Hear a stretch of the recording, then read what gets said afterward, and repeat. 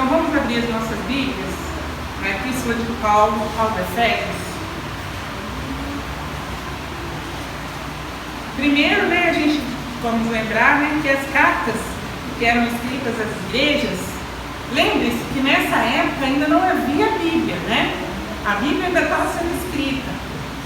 Então esses escritos que hoje nós temos aqui, pensa numa igreja que não tinha Bíblia. Então o ensino era feito de boca a boca, As pessoas participavam e tal, e também através dessas cartas que eram enviadas, Nós vemos muitas cartas que foram enviadas pelos apóstolos, não só por Paulo, mas também por Pedro, Cartas de Tiago, cartas de João, além dos evangelhos, Os evangelhos estavam sendo escritos, os evangelhos foram no começo, Paulo um pouco mais à frente, depois da escrita dos evangelhos, de Mateus, Marcos, Lucas e João, Que os evangelhos vão contar o ministério de Jesus, e depois, a partir de Atos, da carta os Atos dos Apóstolos, contam a partir depois da morte de Jesus e da sua ressurreição, do retorno dele, depois dos 3 dias, o tempo que ele passou com os apóstolos, e depois o início da igreja primitiva, que a gente chama de igreja primitiva, o começo da igreja cristã.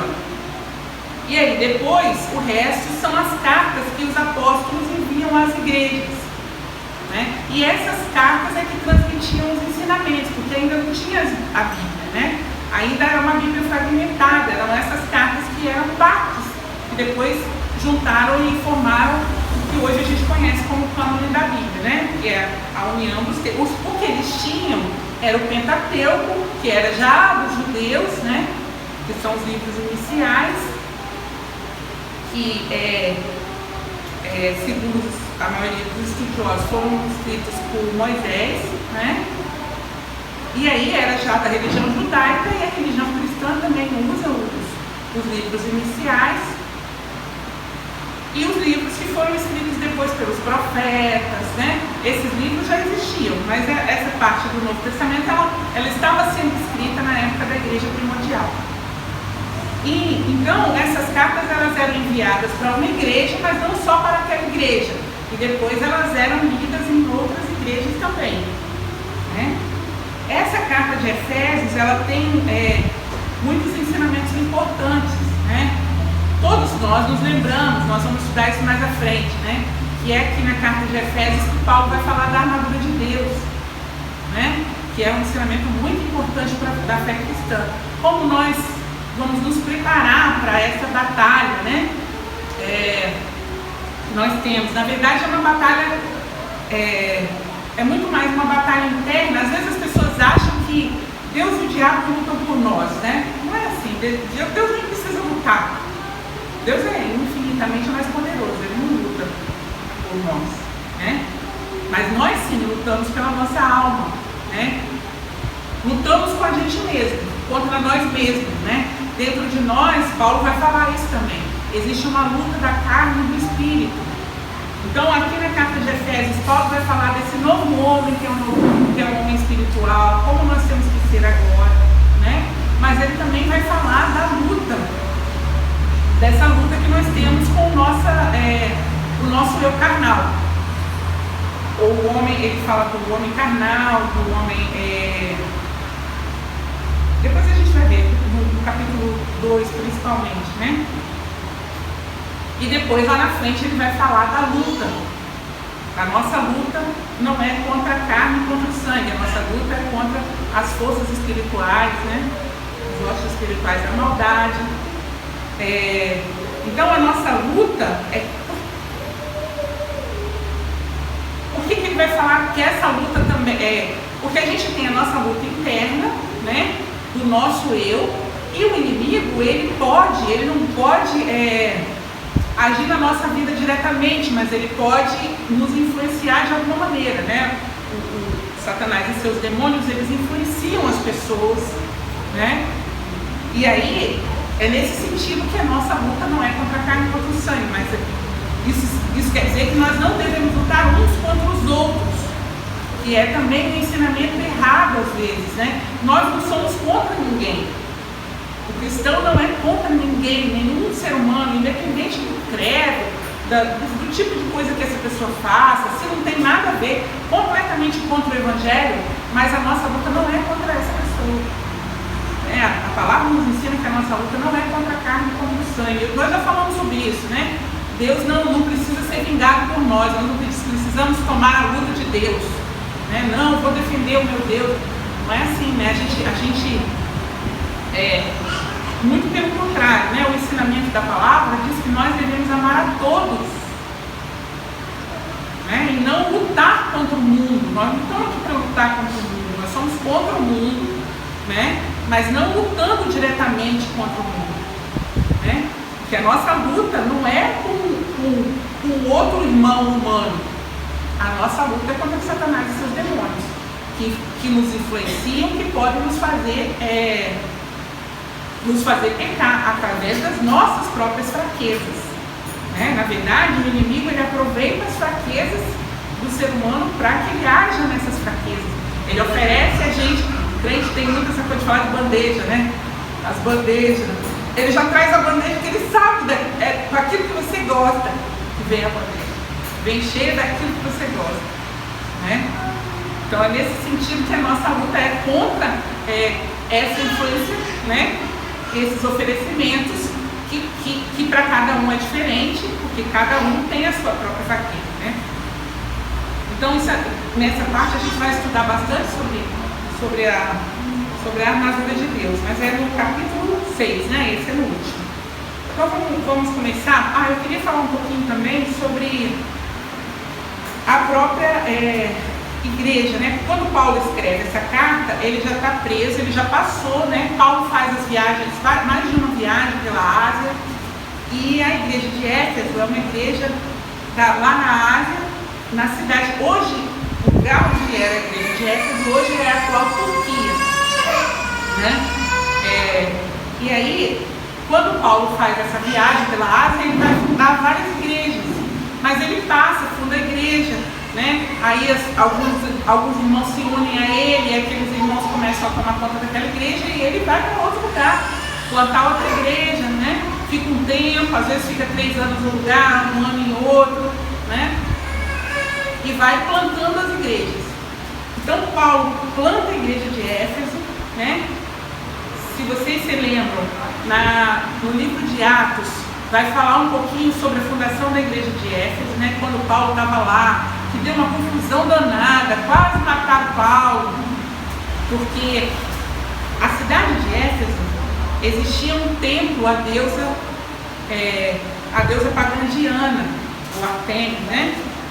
E era um templo muito grande, uma das 7 maravilhas do mundo antigo, né? Um templo gigantesco, muito luxuoso. E todo o comércio da cidade girava em torno daquele templo. Eles vendiam imagens, né? A palavra aqui vai falar de um vendedor de peças de prata, né? Não é imagens, mas era uma caixinha onde colocava as imagens que era feita de prata. E eles começam a perder dinheiro, porque as pessoas começam a se converter e abandonar o culto a Diana, né? Então esse comerciante ele se revolta e ele fala assim, não, desse jeito vai acabar com o nosso comércio, com a nossa cidade, né? Lá no livro de Atos. E nisso eles são levados à praça e começa uma discussão, só que um dos chefes da cidade intervém, né? E acaba salvando Paulo e os outros irmãos que estão com ele ali naquele momento, né? Ele vai dizer, não, né? Quem são essas pessoas para acabar com o curso da grande Diana dos Efésios e tal? E aí eles são libertos ali. Mas ali está mostrando o momento da criação dessa igreja, não? Então essa igreja vai ser plantada ali. A igreja de Éfeso também vai ser citada lá na frente, se vocês se lembram nas igrejas que recebem as cartas dos anjos no livro de Apocalipse. né? No livro de Apocalipse, no início, são 7 anjos de cada uma das 7 igrejas que foram contadas na Ásia Menor, né? E o primeiro que ele vai falar, se eu não me engano, o primeiro que ele fala é o primeiro ou o segundo é da igreja de Éfeso. Acho que é o primeiro, isso mesmo, a igreja de Éfeso. E aí, as cartas elas vão falar das coisas boas das igrejas, mas depois vai dizer, ó, eu tenho contra você isso, né? Então essa igreja de Éfeso, da cidade de Éfeso, ela é citada em vários momentos, não só aqui, né, na carta que foi enviada a ela, aos Efésios, mas também lá em Atos, na fundação da igreja, e também no Apocalipse, né, nas cartas das igrejas. Então ela é uma igreja muito importante, porque era uma cidade muito importante da Ásia Menor, e uma cidade pagã, muito conhecida, né?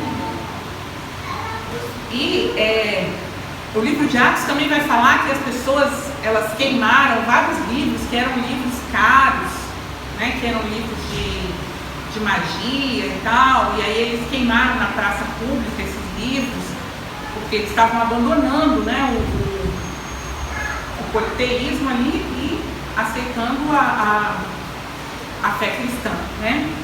E abandonando aquelas práticas, eles queimaram as coisas que eles tinham, e eram coisas valiosas. Então o livro de Atos vai falar disso. Bom, então o Paulo já havia passado por lá, criado a igreja de Éfeso, ficado em Éfeso um tempo, depois ele viajou por vários lugares. Possivelmente, quando ele escreveu essa carta, segundo os estudiosos, ele estava preso na cidade de Roma. Em uma das vezes que ele ficou preso em Roma, né? E aí ele lá na prisão, ele escreveu essa carta, e depois as cartas eram entregues e passadas e lidas dentro das igrejas. Então vamos lá, eu contei muita história, então vamos ler um pouco, né? Só para ajudar a irmã, na Apocalipse a primeira igreja, a primeira carta foi para a igreja de Éfeso. É a primeira, né? Acho que depois é segunda foi. Bom, então vamos ler Efésios capítulo 1, versículo 1.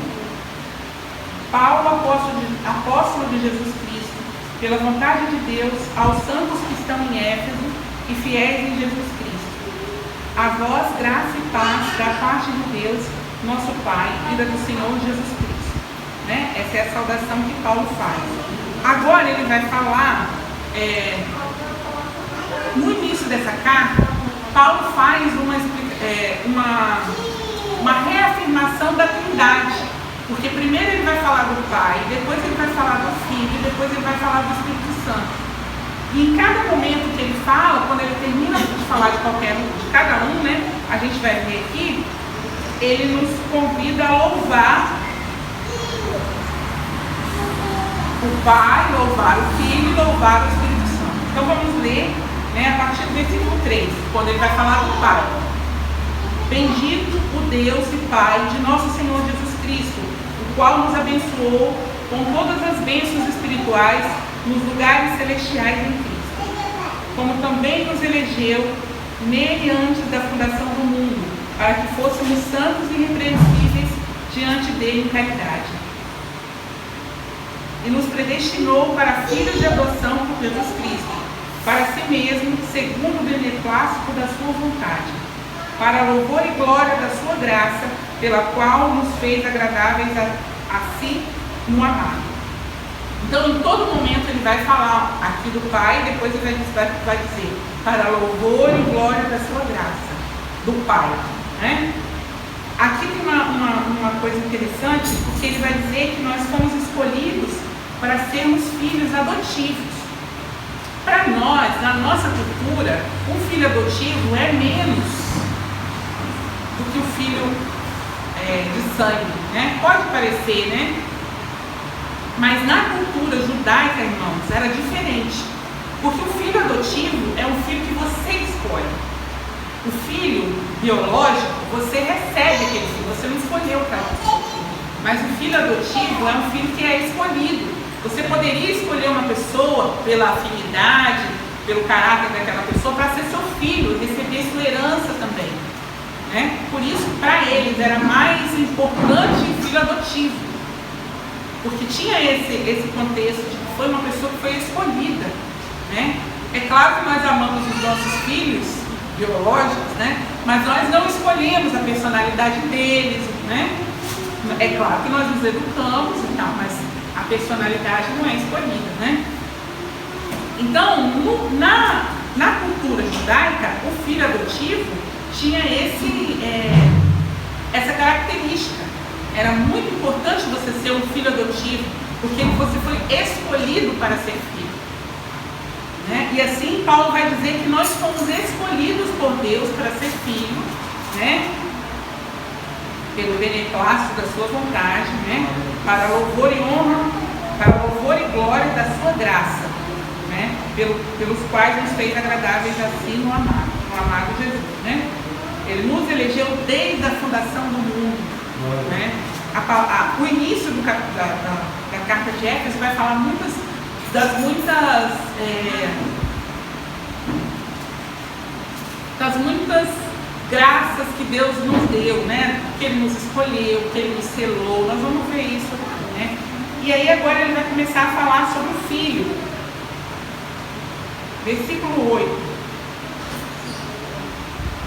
Não, versículo 7, né? Em quem temos a redenção, aqui no amado, né? Em quem temos a redenção, pelo seu sangue, a remissão das ofensas, segundo as riquezas da sua graça, que Ele tornou abundante para conosco em toda sabedoria e prudência,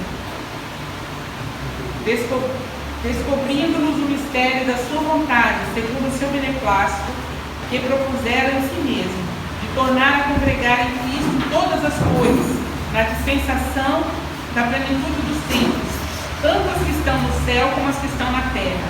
Nele digo, em quem também fomos feitos herança, havendo sido predestinados, conforme o propósito daquele que faz todas as coisas, segundo o conselho da sua vontade, com o fim de sermos, para louvor da sua glória, nós, os primeiros, esperamos em Cristo. Então, normalmente, ele usa a mesma expressão, para louvor da sua glória, agora falando do Filho. Né? Aqui, novamente, ele vai dizer que nós fomos escolhidos, né? Escolhidos para que fosse novamente feita a união entre o homem e Deus. Né? Nós podemos nos lembrar, por exemplo, né, que a Bíblia ela conta desde o Gênesis o plano de salvação. Né? Jesus, às vezes, ele é chamado de segundo Adão, porque por um homem, como a palavra nos ensina, por um homem o pecado entrou, né? E por um homem o pecado foi remido. Né? Então Jesus é o segundo Adão, aquele que vai reconectar os homens a Deus. Né? E é isso que ele vai falar aqui, né? Ele vai religar a terra e o céu, vai restituir, né? Congregar em Cristo todas as coisas, na dispensação da plenitude dos tempos, tanto as que estão no céu como as que estão na terra. Então a reconexão do céu e da terra vai ser feita por cá. Desculpe, irmãos. Nós estamos começando a fazer o estudo da carta de Efésios, tá? Se vocês quiserem abrir, Efésios capítulo 1. Essa parte é o versículo 10, né? Primeiro ele vai falar do pai, agora ele está falando do filho, né? O filho, o pai, ele nos deu a chance de sermos filhos adotivos, né? O filho vem para fazer a religação da terra e do céu, né?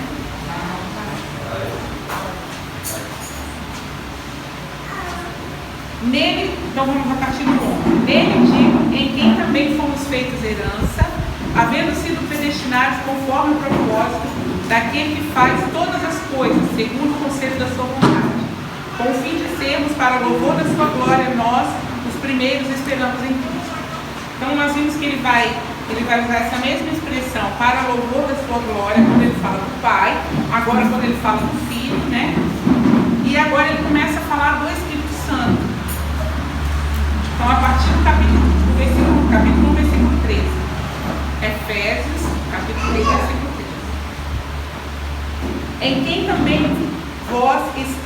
depois de ouvir a palavra da verdade, o evangelho da nossa salvação, e tendo nele também crido, foste selados com o Espírito Santo da promessa, o qual é o penhor da nossa herança, para a redenção da possessão de Deus, para louvor da sua glória. Novamente ele usa a mesma expressão, né? Falando do Espírito Santo aqui. Então o Espírito Santo veio para nos selar, né? Para colocar em nós uma marca de que nós somos filhos adotivos de Deus, né? Essa marca do Espírito Santo, eu uma vez ouvi uma pregação que falava que o Espírito Santo é o mais... Hoje as palavras estão fugindo, gente, tudo dispersa, né? Nós não damos ao Espírito Santo, às vezes, a honra que ele merece, né? O Espírito Santo é o nosso Consolador, que foi deixado por Jesus. Quando Jesus Cristo foi, ele falou: eu vou, mas eu não vou deixar vocês sozinhos, eu vou enviar vocês o Espírito Santo Consolador. E o Espírito Santo, ele é a chave para que nós consigamos fazer tudo aquilo que a palavra nos pede que nós façamos. Ninguém pode amar o próximo como a si mesmo se não for pelo poder do Espírito Santo. Não pode.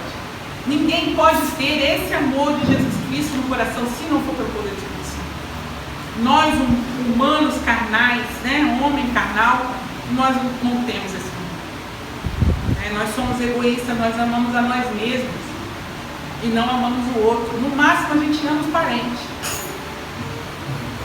né? Olha lá, tem os parentes também que não isso. Então, mas é o poder do Espírito Santo em nós que nos dá essa capacidade de amar além do entendimento humano. Amar o outro que você nem conhece, amar o outro que até te faz o mal, como Jesus nos ensina. Como você vai orar por aquele que fala mal de você? Humanamente isso é impossível, né? Humanamente é impossível a gente resistir a toda a nossa carne, a concupiscência da nossa carne. Mas quem é que nos ajuda? Quem é que é capaz de nos ajudar? Só o Espírito Santo de Deus, né? Quem é capaz de nos convencer dos nossos erros? Às vezes a gente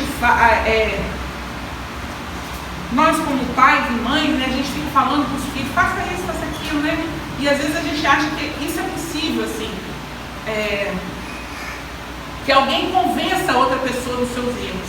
Mas a palavra não nos ensina isso. A palavra nos ensina que é o Espírito Santo de Deus que convence a cada um dos seus próprios erros. Não adianta você falar como o pai e mãe fala, né, com o seu filho: olha, você está fazendo errado, né? Nem é Deus que vai falar isso para a gente. Na verdade, é o Espírito Santo de Deus, quando ele está dentro de nós, quando ele habita em nós, é que ele nos dá essa consciência do erro, né? E essa consciência do erro que nasce na gente, que permanece em você, às vezes mesmo quando você está afastado da igreja, mas você ainda sente no seu coração um remorso, porque você sabe que você está fazendo coisa errada. Você sabe que você está pecando, e aí no seu coração fica aquele aperto. Aquilo é o Espírito Santo de Deus soprando em você. Só que quanto mais a gente peca, menos a gente ouve essa voz, né? E cada vez você ouve menos, e cada vez você ouve menos, até que você faça a coisa errada e não vai sentir o menor remorso. Quando já foi você se desconectou totalmente do Espírito Santo de Deus. Porque o Espírito Santo de Deus, ele habita em nós, mas nós precisamos merecer que ele habite em nós. Nós precisamos desejar que ele habite em nós, né? E nós precisamos cultivar isso. Como nós nos aproximamos de Deus, né?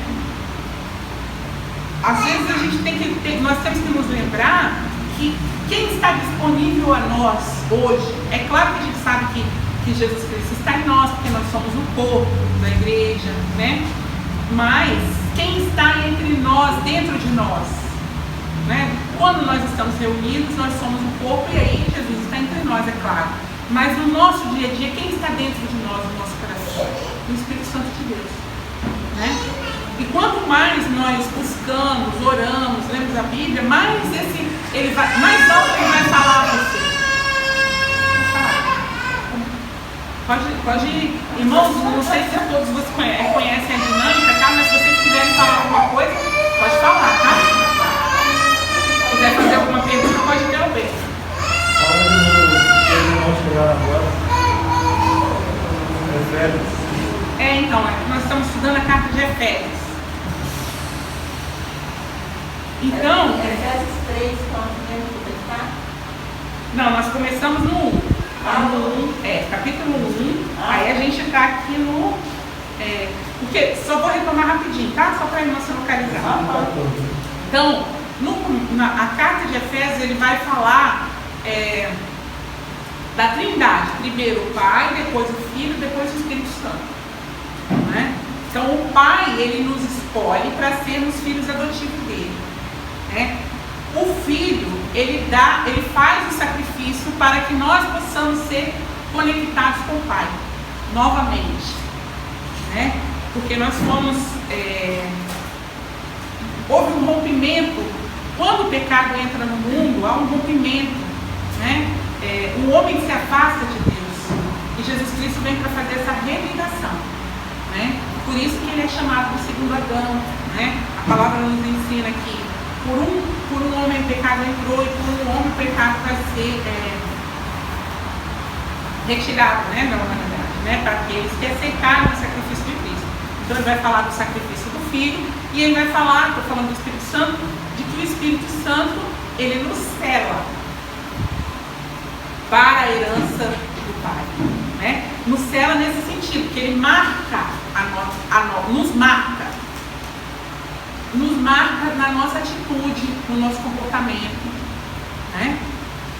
Se isso a gente entende que essa é a marca do cristão verdadeiro.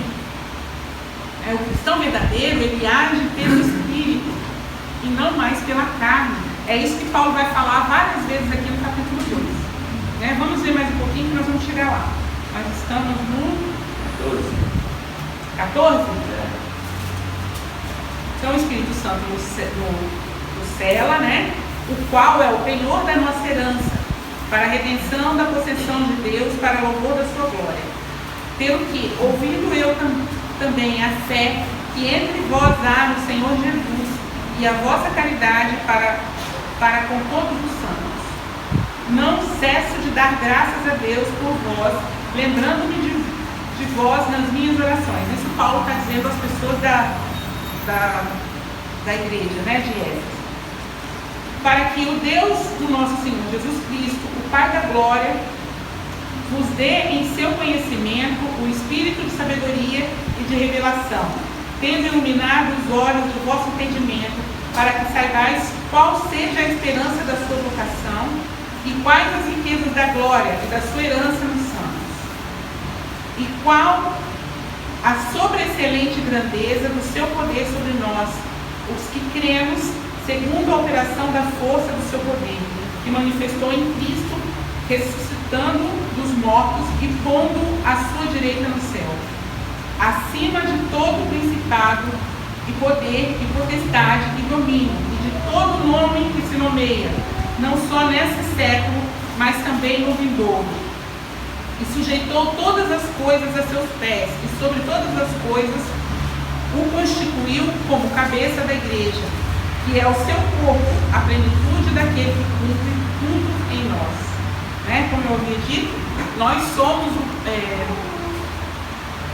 o corpo de Cristo, a igreja. Né? E Cristo é a cabeça no sentido de que Ele é a Ele que nós devemos seguir. Né? Ele é o nosso... A palavra de Paulo também vai falar que Cristo é o nosso alvo. Né? É o nosso modelo. Por isso nós devemos seguir.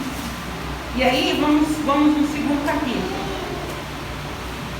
E vos vivificou, estando vós mortos em ofensas e pecados. Agora ele vai falar sobre essa coisa que a gente estava falando, né? Que nós, sem Deus, nós somos um homem carnal, né? Mas quando nós aceitamos a Jesus Cristo, nós nos tornamos uma pessoa diferente, né? E aí ele vai listar isso aqui. Né? Vos vivificou. Ou, estando vós mortos em ofensas e pecados, em que noutro tempo andaste segundo o curso deste mundo, segundo o príncipe das potestades do ar, do espírito que agora opera nos filhos da desobediência, entre os quais todos nós também antes andávamos nos desejos da nossa carne, fazendo a vontade da carne e dos pensamentos, e éramos por natureza filhos da ira, como os outros também, né? Paulo, em um outro momento, ele vai falar que nós éramos escravos do pecado.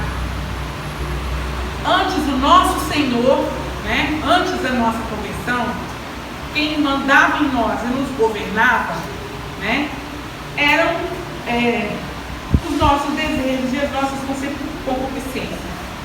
Então nós éramos filhos da ira, filhos da desobediência. Mas agora nós não somos mais. Né? No momento em que você aceita Jesus Cristo como seu único e suficiente Salvador, você agora, Ele é seu único e suficiente Salvador. Né? Só que Ele não vai fazer tudo. Você precisa fazer uma transformação em si mesmo. Né? Com a ajuda do Espírito Santo de Deus.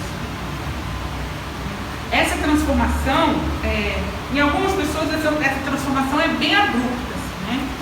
De uma vez a pessoa vai, e às vezes é uma transformação gradual, mas é essa transformação que vai mostrar que você escolheu uma nova vida agora. Antes nós éramos filhos da desobediência, nós vivíamos de acordo com a nossa própria vontade, a gente fazia o que queria, né? A palavra fala, tem um momento que Deus fala na palavra, eu acho que foi em Malaquias que nós estudamos isso, se eu não me engano, que antes vocês viviam como se eu não tivesse dado a vocês uma lei. Então nós vivíamos como se não houvesse, como se Deus não houvesse dado a nós uma lei, um código de conduta, mas Ele nos deu. Né? Na verdade, isso inclusive é um argumento, né? Quando você vai defender a fé e a existência de Deus, um dos argumentos importantes é você falar que no fundo a gente sabe o que é certo e o que é errado. Todas as pessoas sabem o que é certo e o que é errado. Existe um certo. Né? O sistema liberal vai dizer assim, não existe uma coisa certa, tudo depende da cultura. Né? Mas tem coisa que é independente da cultura. Né? Em que situação é certo roubar? Em que situação é certo o incesto, por exemplo? Em que situação é certo? Né? Na verdade, a gente sabe que existem situações culturais em que algumas coisas são permitidas, né?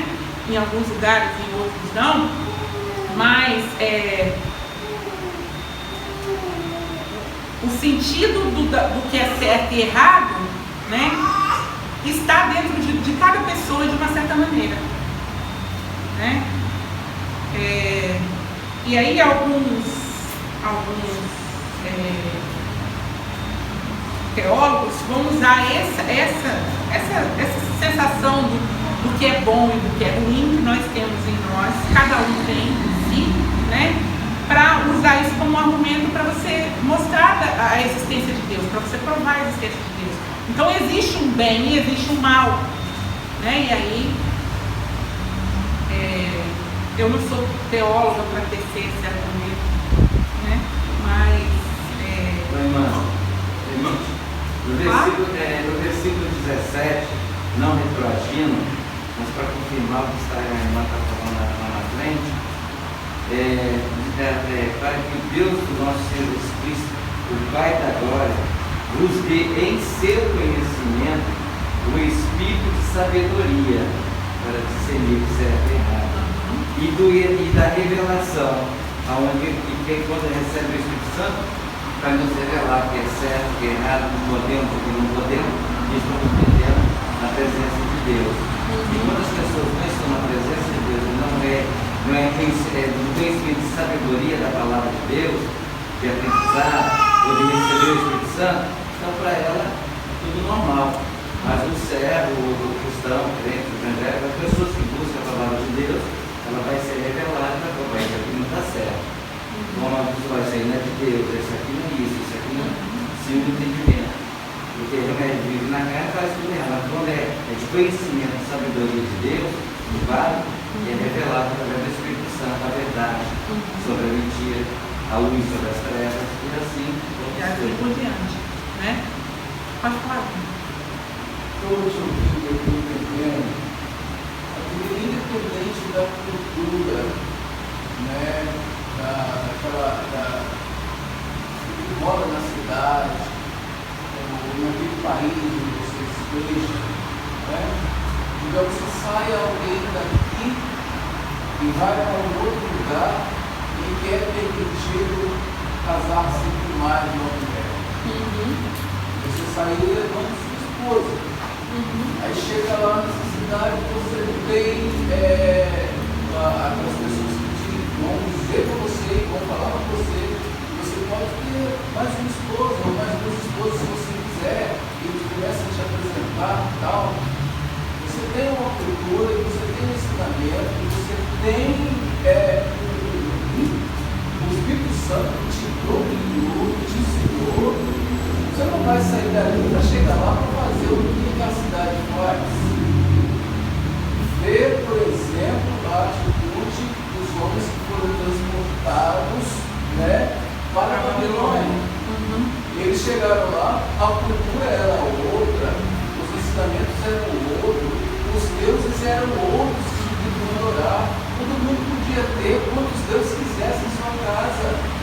Eles escolheram servir a Deus e viver somente a Deus, obediência somente a Deus, independente de cultura. O cristão, quando ele é cristão de verdade, quando ele tem o ensinamento de Deus, quando ele tem a presença do Espírito Santo de Deus, ele é aquilo para que ele foi chamado em qualquer lugar. Ele vai ser visto e vai ser entendido, compreendido em qualquer lugar, independente de tudo. O irmão lembrou muito bem, né? Vocês se lembram dos jovens que foram levados para a Babilônia? Eles passaram por um período de 3 anos aprendendo a cultura da Babilônia, até seus nomes foram trocados, né? Daniel passa a se chamar Beltesazar, né? E aí os outros, não me lembro o nome, mas eles ficaram conhecidos como Sadraque, Mesaque e Abednego.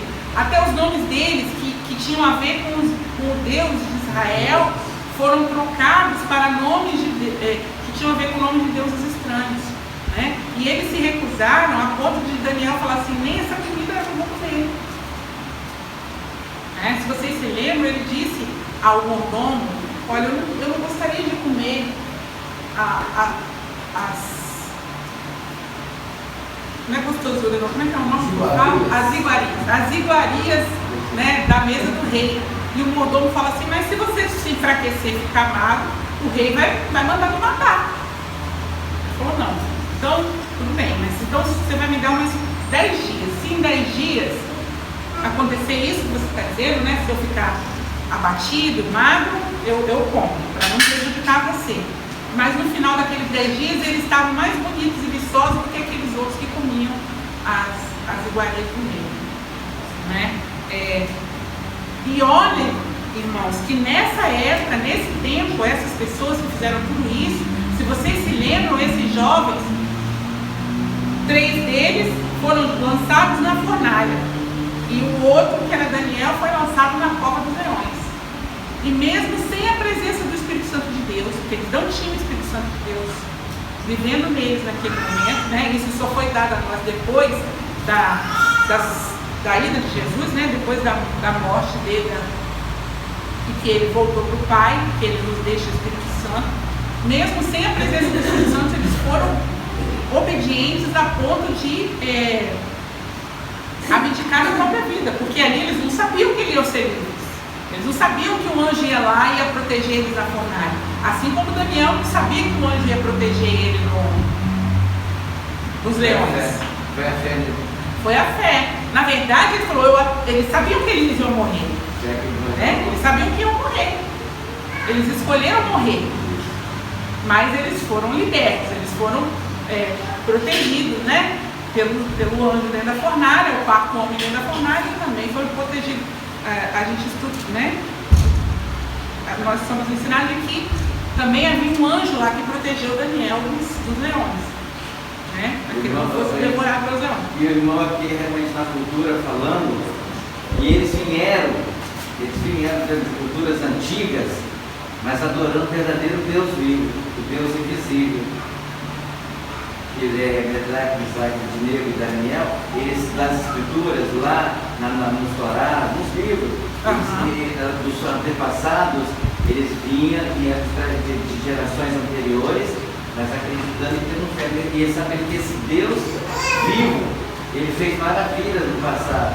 Então eles trouxeram essa foram para lá, mas foram com essa fé nesse Deus que existe. Não deslachando os outros, mas continuaram perseverantes até fazendo a própria morte, né? Como a gente vai ver que no Novo Testamento as pessoas, os jovens Estevão e outras pessoas morreram, mas sabendo que Jesus, que existe esse Deus vivo, quer dizer, não negam Deus verdadeiramente, né? Então a cultura, o nome dentro da cultura, nós estamos num país no Brasil chamado laico, né? Fala que é laico. Em várias culturas, principalmente religiosas, né? Então, quer dizer, mas nós que estamos buscando a verdade, aprendendo a verdade, a palavra, nós estamos resgatando lá o primeiro amor, buscando lá, sabendo que esse Deus realmente existe. E as pessoas que ainda não fizeram nossa cultura, elas não foram reveladas. Elas não pegaram conhecimento de Deus para saber essa verdade que precisa ser falada, ser ouvida. Amém.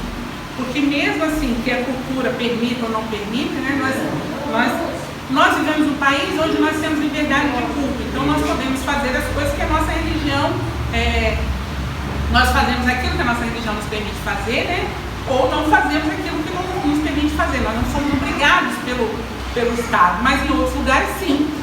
São obrigados, né? As pessoas são obrigadas a fazer coisas contra a sua religião. E aí elas têm que fazer escolhas. Nós não, graças a Deus, nós não vivemos essa situação, né? Mas isso também não significa que nós não possamos um dia passar por isso, né? Mas por isso é que nós temos que estar preparados, né? Por isso que o Espírito Santo de Deus, agora me lembrei disso, né? É comparado com o óleo. E aí nós vamos nos lembrar da parábola das 10 virgens. Aquelas 5 que tinham óleo guardado e as outras que não tinham. O Espírito Santo de Deus é o nosso óleo. Quando a luz se apagar, se você não tiver o óleo para acender a sua lâmpada, você vai ficar na escuridão, né? É por isso que nós temos que cultivar essa presença do Espírito Santo em nós, através da nossa busca, da oração, da leitura da palavra, né? É assim que a gente cultiva a presença do Espírito Santo em nós. Nós passamos a ouvir mais a voz do Espírito em vez da voz da carne, né? Quando a nossa carne está, a gente sabe disso, irmão, todo mundo sabe. Quando você está firme na oração, você está forte.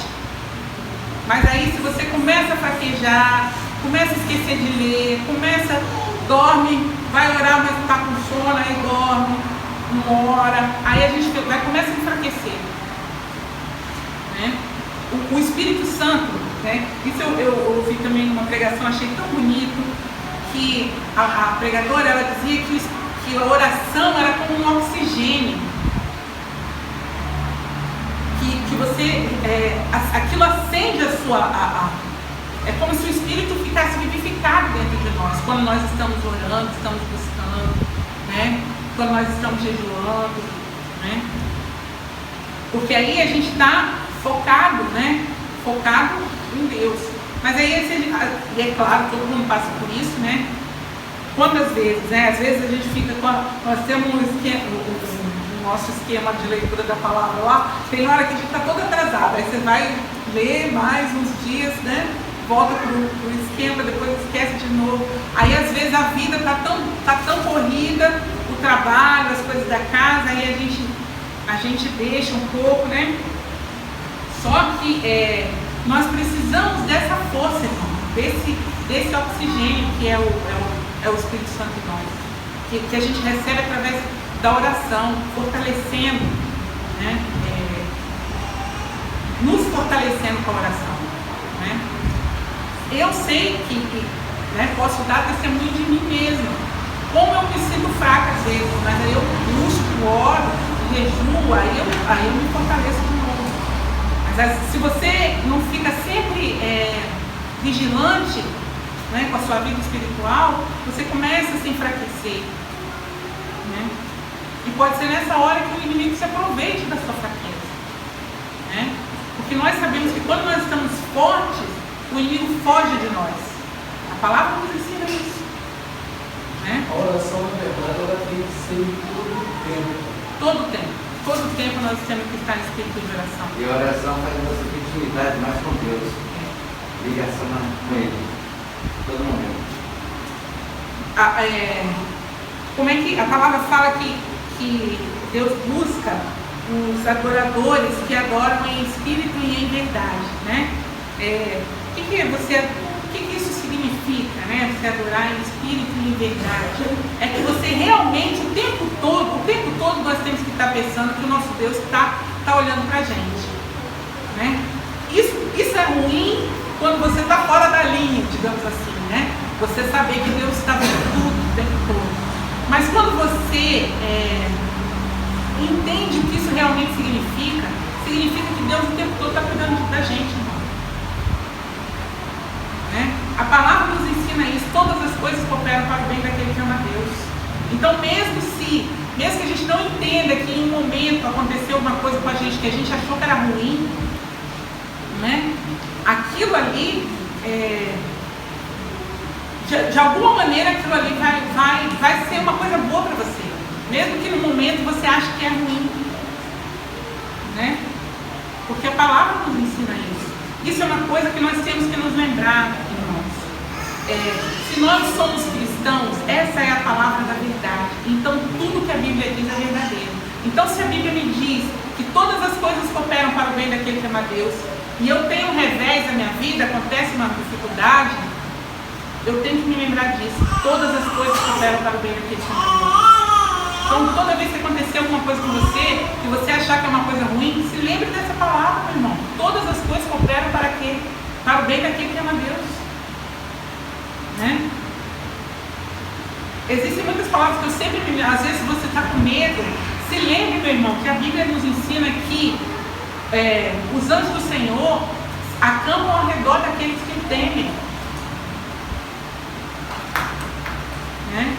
Só que esse conhecimento, nós só temos quando a gente busca. Se você nunca lê a Bíblia, você não vai saber disso. Você vai saber como? Só se alguém te contar? Né? Todo mundo tem Bíblia. Todo mundo tem Bíblia em casa. Agora tem que saber manejar, né? O que a gente vai falar mais lá na frente, em Efésios 6. Né? A espada é a única arma de ataque que o cristão tem. Todas as outras armas da armadura são armas de defesa. O escudo, o cinto, a sandália. Mas a nossa arma de ataque é a espada, que é a Bíblia. Então o cristão, ele precisa conhecer a palavra. Para que ele age através da palavra, para que ele seja direcionado da palavra, para que ele não seja enganado. Né?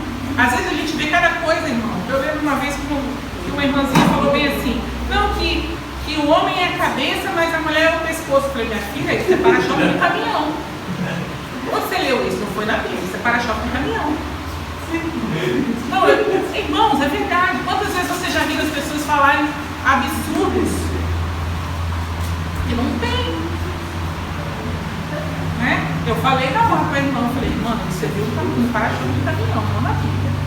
Existe isso. Né? Mas como é que você vai saber? Como você se defende, né? É aquela história. Eu acho que o pastor Alan já usou essa metáfora também, né? Como você vai saber se a nota que você recebeu é uma nota falsa? Só se você conhece as marcas da nota verdadeira, né? Senão você não vai saber. Não, você vai ficar igual criança que recebe aquele dinheirinho de mentira, de propaganda, fica toda feliz, né? Que até na venda compra bala daquele dinheirinho. Aí você vai receber uma nota falsa e ficar todo feliz, igual o menino. Mas você está com a nota falsa na mão. Né? Então, a chave é a gente buscar e ler.